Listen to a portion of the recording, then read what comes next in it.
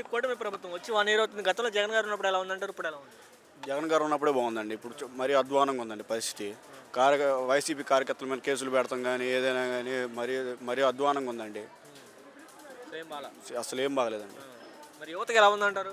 యువతకి ఉద్యోగాలు లేవండి. నిరుద్యోగ బుద్ధి కూడా ఇయట్లేదండి. అంటే ఉద్యోగ లోపల నిరుద్యోగ వృత్తి ఇస్తున్నారా అప్పుడు? నిరుద్యోగ బుద్ధి ఇస్తా అన్నారు. సంవత్సరం అయిపోయింది, 2వ సంవత్సరం కూడా అవుతుంది. ఇంతవరకు లేదండి. వసతి దీవెన, విద్యా దీవెన కూడా ఇవ్వలేకపోయాడండి.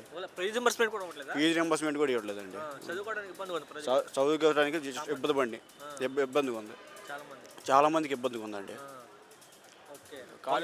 కాలేజీలో ఏమో డబ్బు కట్టట్లేదు, టీసీలు తీసుకొని వెళ్ళిపోయింది అంటున్నారండి. అప్పుడు ఎలా ఉండేది అంటావు? జగన్ గారు ఉన్నప్పుడు విద్యా దీవెన, వసతి దీవెన వచ్చేది, బాగుండేది. ఆయనే కట్టేవాడు కాలేజీలకి. ఏం ప్రాబ్లం లేకుండా హ్యాపీగా చదువుకునేవాడు పిల్లలు. ఇప్పుడు ఇబ్బందిగా ఉందండి అంట. ఉద్యోగాలు 20 లక్షల ఉద్యోగాలు అన్నారు, ఏమైనా వస్తున్నాయా? ఒక్క ఉద్యోగం కూడా ఇవ్వలేదండి. ఉన్న ఉద్యోగాలు బీకేశాడు. సచివాలయ ఉద్యోగాలు బీకేశాడు, వాలంటీర్ ఉద్యోగాలు బీకేశాడు, వాహనాలు వాళ్ళ ఉద్యోగాలు బీకేశాడు. అసలు రేషన్ బండ్లే తీసేశాడండి. వాళ్ళ ఉద్యోగాలు తీసేశాడండి.